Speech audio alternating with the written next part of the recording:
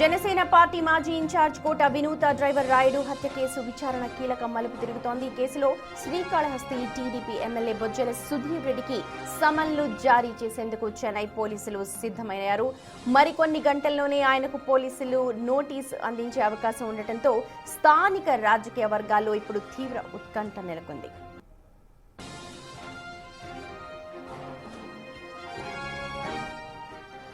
చెన్నైలోని 7 వెల్స్ పోలీసులు ఈ హత్య కేసు విచారణను వేగవంతం చేశారు. ఇప్పటికే ఎమ్మెల్యే ప్రధాన అనుచరుడు సుజిత్ కుమార్ రెడ్డిని పోలీసులు విచారించినట్లుగా సమాచారం.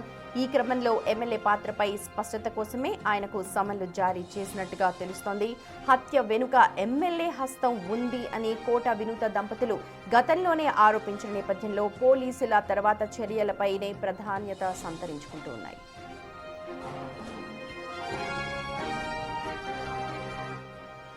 ఈ కేసులో జనసేన మాజీ ఇన్ఛార్జ్ కోట వినూత ఇచ్చిన స్టేట్మెంట్ పోలీసులకు కీలకంగా మారింది. తన డ్రైవర్ హత్యలో టీడీపీ నేతలు, స్థానిక ఎమ్మెల్యేలతో కలిసి కొందరు జనసేన కార్యకర్తలు కుమ్మక్కయ్యారంటూ ఆమె ఆరోపించారు. ఆమె ఇచ్చిన సమాచారం మేరకే ఇప్పుడు జనసేన కార్యకర్తలు పేట చంద్ర, పేట చిరంజీవులను పోలీసులు ఇప్పటికే విచారించారు.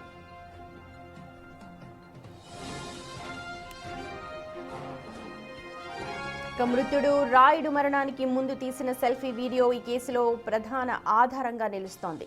ఆ వీడియోలో కొందరు నిందితుల పేర్లను ఆయన ప్రస్తావించాడు. దీనికి తోడు రానున్న పోస్ట్మార్టం రిపోర్ట్ హత్య అసలు ఏ విధంగా జరిగింది అన్న విషయాన్ని కూడా ధృవీకరించనుంది. కూటమి ప్రభుత్వం అధికారంలో ఉన్న తరుణంలో సొంత పార్టీకి చెందిన ఎమ్మెల్యేకు నోటీసులు జారీ కానుండడం ఇప్పుడు రాజకీయంగా పెద్ద దుమారాన్ని రేపుతోంది.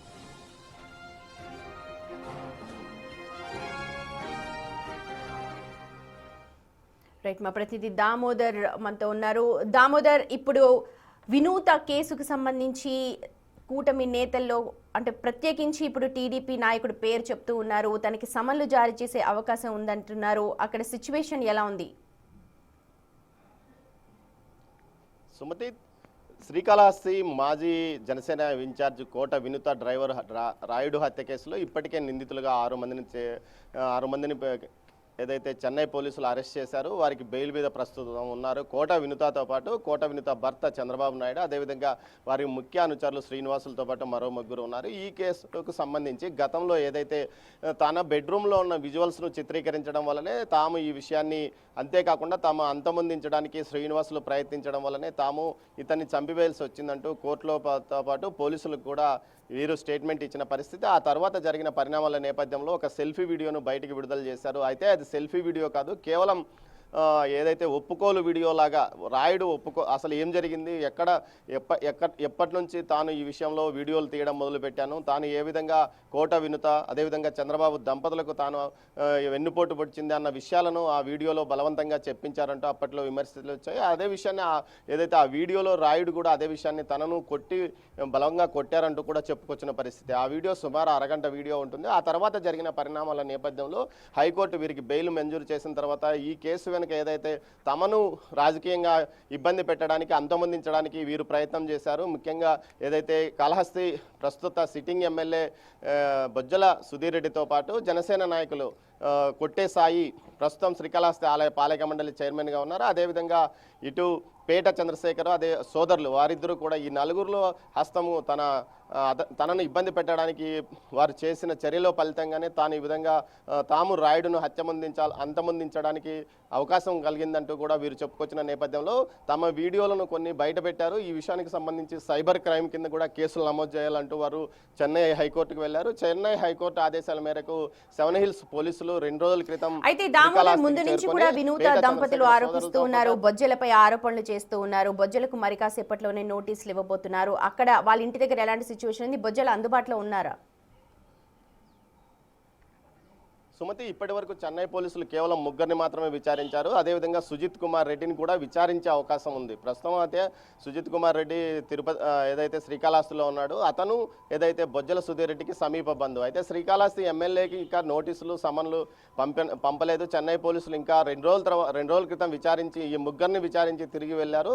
మరోసారి ఏదైతే శ్రీకాళహస్తికి వచ్చిన తర్వాత తాము విచారణ చేస్తామంటూ కూడా చెప్పుకొచ్చిన పరిస్థితి. మొత్తం మీద ప్రస్తుతం జనసేన నాయకులు కొట్టే శ్రీను అదేవిధంగా పేట చంద్రశేఖర్ సోదరులను విచారించిన నేపథ్యంలో వారి నుంచి ఎలాంటి సమాచారం వచ్చిందన్న విషయాన్ని ఇప్పటి వరకు బయటకు వెల్లడించలేదు. అయితే హైకోర్టు ఆదేశాల మేరకు ఏదైతే సమన్లను ముందుగా పంపి విచారణ చేస్తారా లేకపోతే మీ పాత్ర ఏమిటి అన్నది వివరంగా తెలుసుకోవడానికి ప్రయత్నిస్తారా అన్న విషయం తెలియలేదు. అయితే మొత్తం మీద అయితే వారు పంపిన హైకోర్టు ఇచ్చిన ఉత్తర్వులో మాత్రం cyber crime cyber crime case కింద కేసులు నమోదు చేయాలంటూ కూడా హైకోర్టు ఆదేశించిన నేపథ్యంలో ఈ ముగ్గురి పాత్రపై విచారణ చేసిన తర్వాత అసలు ఇలాంటి వీడియోలు తీశారా లేదా, పూర్తి స్థాయిలో ఈమె ఇప్పుడు ప్రస్తుతం ఉన్న వీడియోలు ఎవరి ద్వారా తీయించారు అన్న విషయాలు కూడా ఇటు పోలీసులు ఆరాధిస్తున్నారు. ముఖ్యంగా తన బెడ్రూమ్కి సంబంధించిన విజువల్స్ను చిత్రీకరించారనేది కోట వినుత ఆరోపణ.